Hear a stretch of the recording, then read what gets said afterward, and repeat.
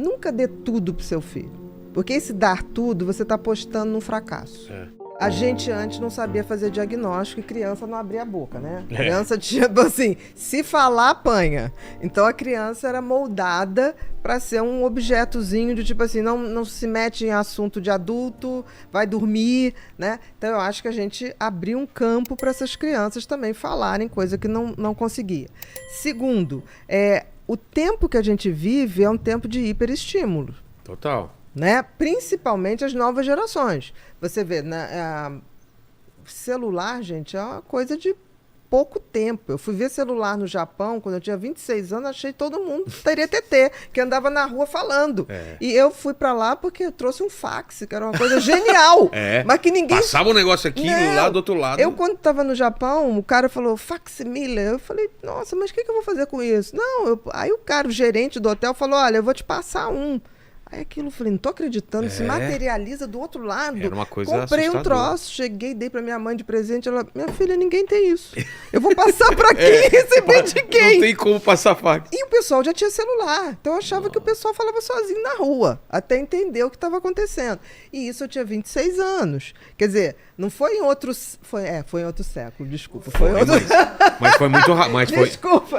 Mas foi muito rápido. Foi muito outro rápido. século. Aí, de repente, todo mundo tem celular. O meu primeiro E a gente celular... acha natural falar com um aparelho no meio da rua sozinho, né? e tirar foto. Tirar foto, Você vê as pessoas fazendo assim, entendeu? Em qualquer lugar. Sai da fila e diz, você pode tirar uma foto pra mim? Coisa inimaginável, né? A gente faria isso. Então, eu acho que esse hiperestímulo que a criança tem que estar conectada e é feito de uma tal maneira que captura, né? Claro. A programação infantil é feita... A programação infantil pra gente é absolutamente irritante, porque repete 200 vezes. Mas as crianças gostam, elas precisam fixar a informação. Exato. Então é feito para isso. Então eu acho que existe um hiperestímulo. As crianças não precisam nada.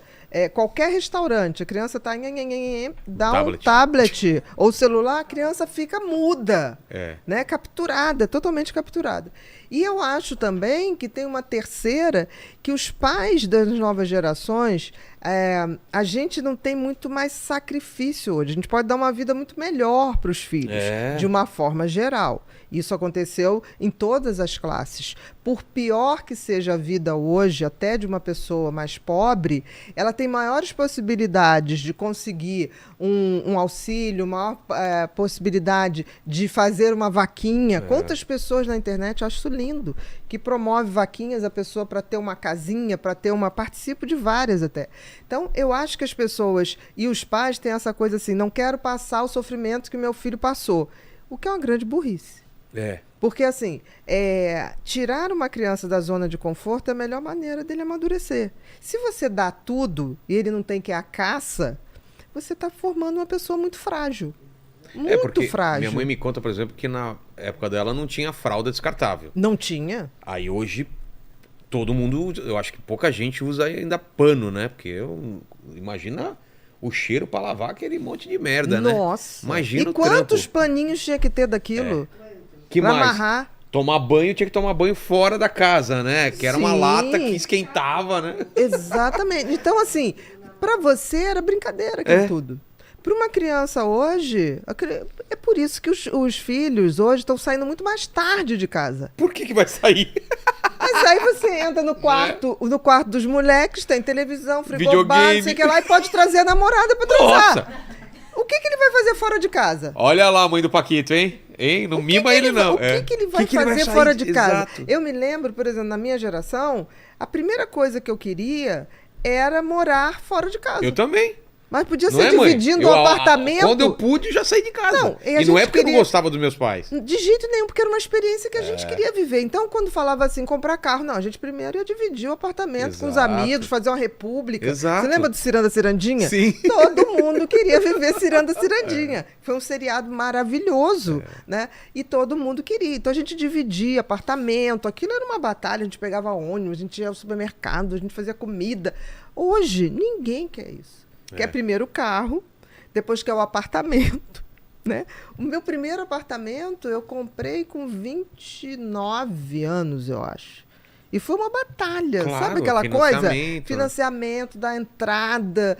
E hoje eles não pensam nisso. Então hoje tem uma leva de crianças e tanto faz a classe social, tá? Que está embutido. São diversos níveis de facilitação da vida para seja ela mais pobre ou mais rica, mas todos estão tendo uma vida mais fácil. Mais fácil, né? Isso, o próprio... Não precisa nada. Muito tempo atrás, só rico tinha celular. Eu viajava de avião. Hoje não. Cara, é absurdo. Vê se você acha o número de celulares versus o número de pessoas. Tem muito mais do que a população. Não sei quantas vezes mais número de celular do que de pessoas. 2,5, se eu não me engano. A gente vai voltar sobre TDAH, mas... Putz, agora eu esqueci. Mas entendeu? Iraídes. Você entendeu? Tem um conjunto de coisas, mas eu acho que o que mais peca, nunca dê tudo pro seu filho. Porque esse dar tudo, você está apostando num fracasso. Porque por ele isso nunca vai à caça. Falei, eu não vou deixar a herança pro meu filho. Porque senão eu não com ela.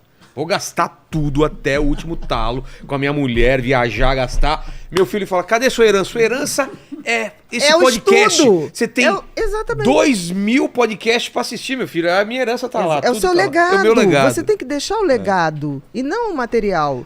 Porque assim, qual o sentido se teu filho não tiver que conquistar alguma coisa? Por exemplo, meus pais são professores. Eu hoje tenho um profundo orgulho de ajudar financeiramente meus pais.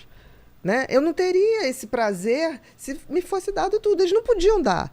E eu sabia que, por exemplo, eu tinha que fazer uma faculdade que fosse não paga. Porque eles não teriam dinheiro. Eles tinham que me sustentar 6 anos de medicina.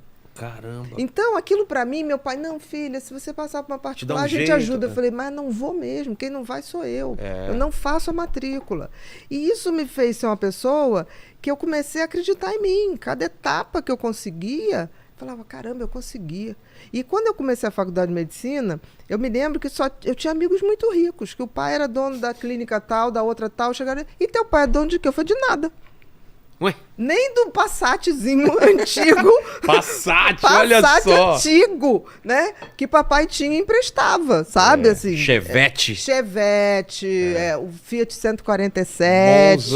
Monza. Minha mãe tinha um Chevette. Eu lembro de um Chevette bege da minha mãe.